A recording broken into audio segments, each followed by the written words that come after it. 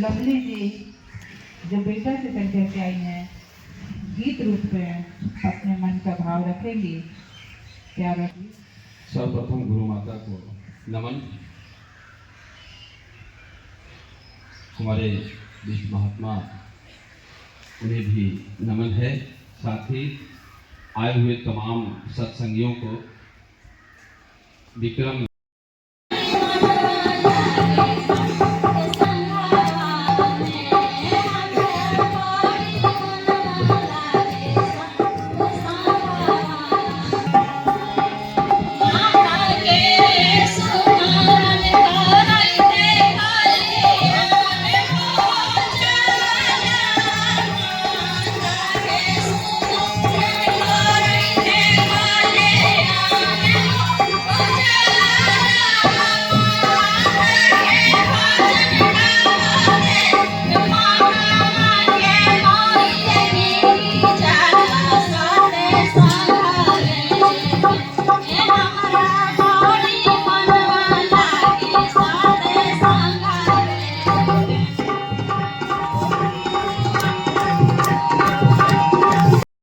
ने जीने का ही आधार बताया है।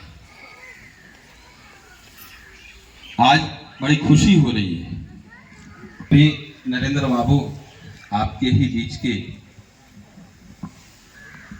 शायद मुखी हैं और आप गांव के, उन्होंने ही इस आश्रम में सत्संग का आग्रह किया था। हम लोग बार बार इसकी चूंकि उपयोगिता समझ रहे थे, ठीक है काफी उपेक्षित रहा, ये तो खैर सरकारी नीतियां हैं क्या है, लेकिन आपको इतने बता दो कि वह महात्मा जिसने अहिंसा और सत्य की बदौलत इस देश को आजाद कराया था, वह महात्मा इस धरती पर 2 बार आए थे, लेकिन यह खंडहर नुमा जंगल के रूप में परिवर्तित किसी तरह हम लोगों ने आपस में ही ये जो रंग पेंट है आपके उनके सहयोग से किया। हम लोगों ने चूंकि भारत की धरती पर हमने जन्म लिया है तो इसके लिए भी कुछ करना होगा और इसकी उपयोगिता अब दिख रही है। क्योंकि उन्होंने भी कहा था, राष्ट्रपिता ने भी उनके मुख्य प्रार्थना में से था, रघुपति राघव राजा राम पतित पावन सीताराम। वह धरती जाग चुकी है जहां हमारे इतने सत्संगी दूर दराज से आकर हर रविवार को यहां ज्ञान की रोशनी प्रकाशित करते हैं। हमें बहुत अच्छा लगा। नरेंद्र बाबू ने 2 शब्द कहने की बात कही, हमें भी संकोच नहीं हुआ, क्योंकि 3 दिनों पूर्व यह यहाँ के ही हमारे माताओं बहनों बच्चों ने मिलकर, भाइयों ने मिलकर, बुजुर्गों ने मिलकर इसकी सफाई की थी। हम तहे दिल से गांधी आश्रम विकास समिति की ओर से आप सभी के प्रति आभार व्यक्त करते हैं और हम लोगों से जो भी सहयोग बनेगा वह करने के लिए आगे हैं। हमें अभी कुछ सत्संगी जो भी हमारे आदरणीय कुछ लोग बोल रहे थे, बात भी सही है। वह क्या है, ज्ञान करोड़पति कोई हो सकता है, लेकिन अज्ञानी वह करोड़पति है। सूर्यकांत त्रिपाठी निराला जी ने एक कविता में लिखी थी, जिसे सरस्वती पुत्र कहा जाता है, कि भूखे पत्तल चाट रहे हैं खड़े हुए और झपट लेने को कुत्ते भी हैं आए हुए। कहां मानवता चली गई है? मानव को पहचानने से दूर भाग रहा है। मानव को नहीं पहचान रहा, जबकि मानव अगर मानव बन जाए तो उसकी जीत है, मानव दानव बन जाए तो उसकी हार है, और यदि मानव महामानव बन जाए तो एक चमत्कार है। और गुरु माता या इनके जो भी हमारे बीच हैं, यह एक चमत्कार का ही दिन है कि इस जंगल नुमा में यह जो है सो ज्ञान की रोशनी प्रवाहित हो रही है। परहित सरिस धर्म नहीं भाई, पर पीड़ा सब नहीं अधमाई। हम दूसरे की पीड़ा यदि नहीं समझते हैं तो हम मानव धर्म के पालन नहीं करते।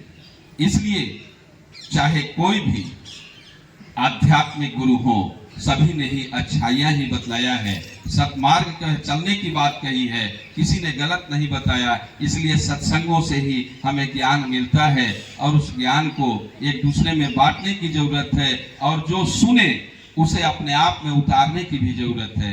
ऐसा नहीं कि कोई हम सड़क से जा रहे हो, कोई किसी की दुर्घटना हो गई, उनको अस्पताल तक न भेज के हम तमाशबीन बने हुए हैं। वैसे हमारे जीवन सार्थक नहीं है। उनकी चिकित्सा हो जाए वह मानवता है।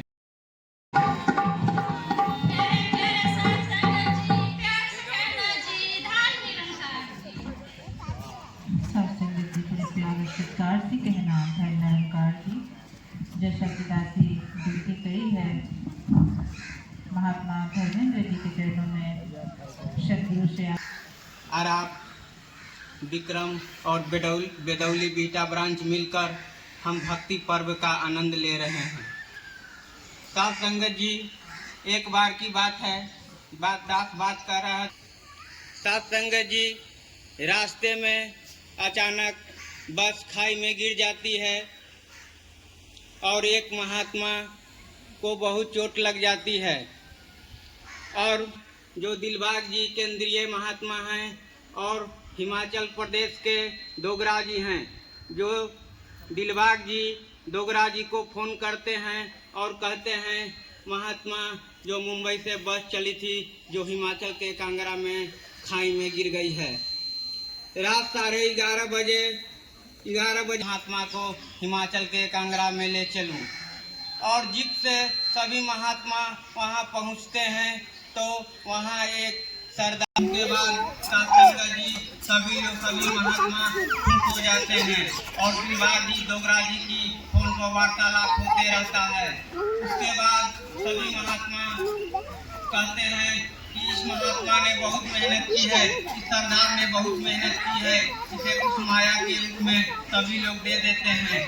सभी महात्मा अपने अपने जेब से पैसे निकालते हैं, उसके बाद माया के रूप में इकट्ठा करते हैं तो सरदार जी गायब हो जाते हैं और लुप्त हो जाते हैं। तो सभी महात्मा खोजने लगते हैं। उसके बाद